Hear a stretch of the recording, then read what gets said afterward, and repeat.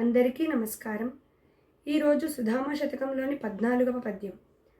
యుక్తిగనాలోచనలకు శక్తిని జేకూర్చి కనుము సమకూడబనుల్ ముక్తి పథము గొని భవమున రక్తి తొలగి మనము వీడు భ్రమల సుధామా. పనుల్ సమకూడన్ కార్యములు సిద్ధించుటకై యుక్తిగన్ చక్కగా ఒప్పునట్లుగా ఆలోచనలకున్ తలపులకు శక్తిని చేకూర్చి తగిన శక్తిని అందించగా భవమునన్ ఈ మాయా ప్రపంచములో ముక్తిపథమున్ కొనన్ మోక్ష మార్గమును అనుసరించగా రక్తి తొలగి అనురాగము అనురక్తి ఇష్టత తొలగి మనస్సు భ్రమలన్ త్రిప్పటలను కలిగించు భ్రమలను వీడున్ వదిలివేయును.